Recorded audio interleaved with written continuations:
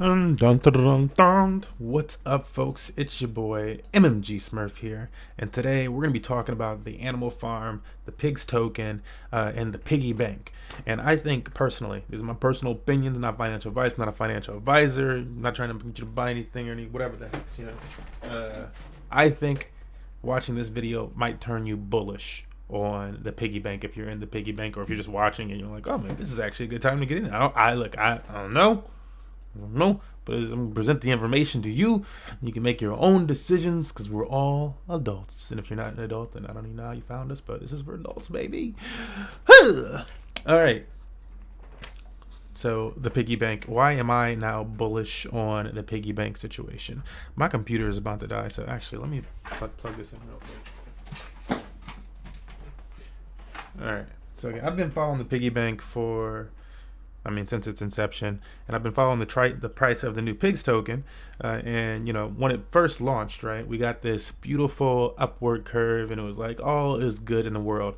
And then that first week ended, honestly, and let's go over to the close-up on this so you guys can see for show. Boom. But honestly, I feel like it was 7 days, so we got 1, 2, 3, 4, 5. On the 5th day, price stopped going up. This is by day. And on the 6th day, price stagnated. And I think this is because people were buying in, getting in. And if you hadn't been in. And then on the 7th day, people started to get out of their positions and they started to sell. And so we saw like a 3% reduction for the first time, or somewhere around it, on the 7th day when everybody was finally allowed out of their contracts. If you did just a 7-day one.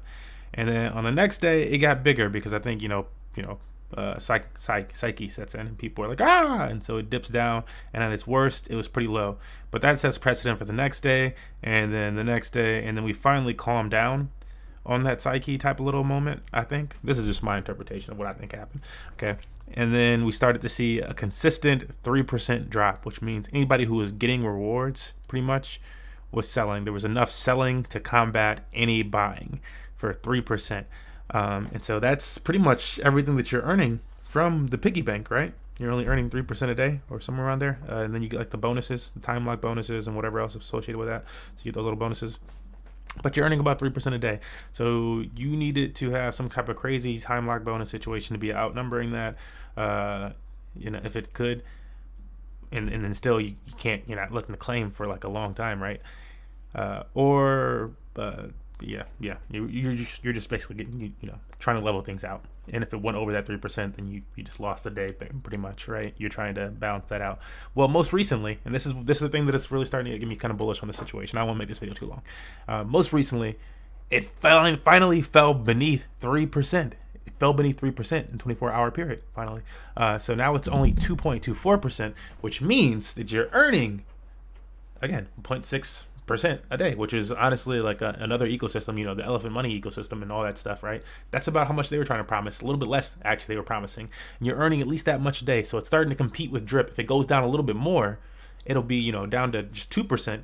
It'll be like competing with drip on a daily basis. And we know drip is bullish regardless of the market situation, pretty much. Like drip is just is kicking out that 1%. And so if this can start to cut that in half, it'll start to turn like bullish on the chart in terms of that. And I just have some really simple indicators here, Bollinger Bands, the RSI is what I'm looking at there. And, it's skimming the bottom of this Bollinger Band finally. And I don't know. And then also when I look at this curve, can I move it this way? Yeah. When I look at this curve, I feel like this curve is starting to slow down.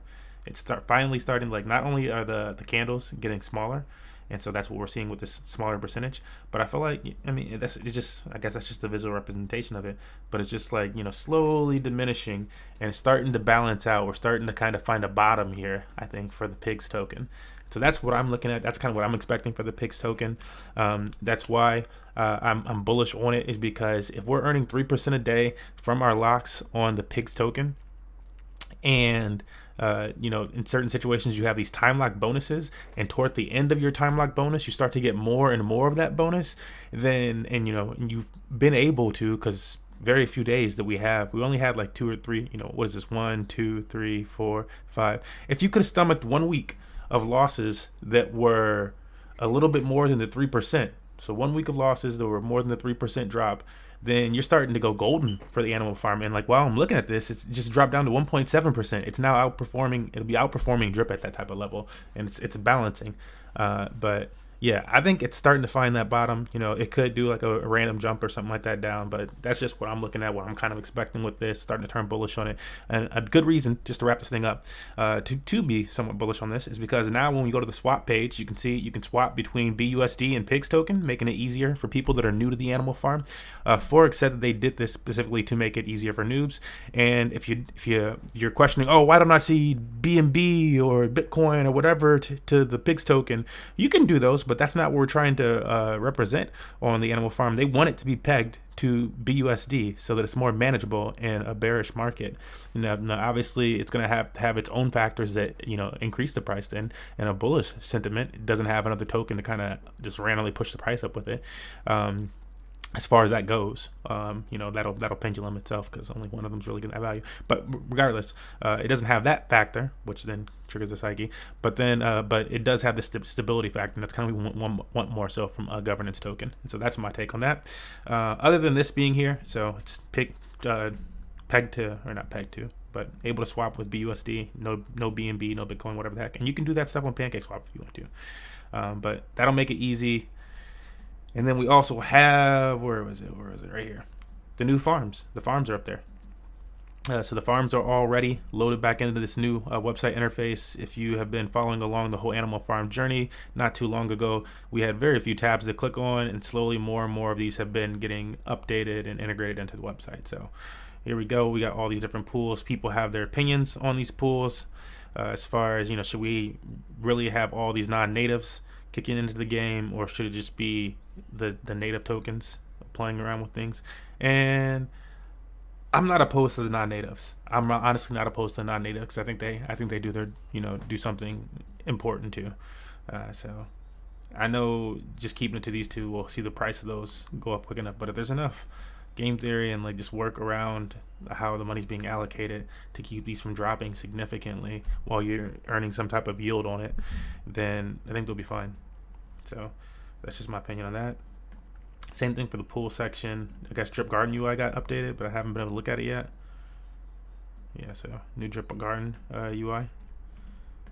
Just getting things a little bit more sleek. That does look more sleek with the chart there. Very simple, but it looks better. And then last section we can check out is just this add liquidity section, which I imagine is going to look just like adding pigs and BUSD liquidity as easy as possible, baby. Yeah, so we got that, and we got the drip liberation one to add the drip BUSD liquidity as easy as possible. So it's got all things beneficial to pigs and BUSD. Pigs credit. Oh, that's the pig credit. Okay, cool. Yeah, that's the update, man. Got nothing else for you, but that's why I'm bullish on the drip system right now, or not the drip system in particular. I see it. It's all combined. It's all like, when I consider what it is, it's the drip network, and this is the animal farm for the drip network. But we're talking about the pigs token for the animal farm, and yeah, that makes me kind of bullish on it. It's more than kind of bullish. I'm bullish on it at this point. I need to see it change in the opposite direction. It keeps fluctuating with this 1.7 range as you see it in right now, which means it's outperforming drip on a daily basis. What is that? Yo, you earning 3%? That's outperforming drip in a bear market. I'm sorry. Let me go on. All right. See you guys in the next one. Like, comment, subscribe. Remember, this is not financial advice, not a financial advisor. Just documenting money match journey as an esports play to earn community throughout our journey in cryptocurrency and learning to actually, fund ourselves. So these are things that are doing it. That's why we're sharing this with you. Hopefully you learned something, enjoyed yourself, and I'll see you in the next one. Peace.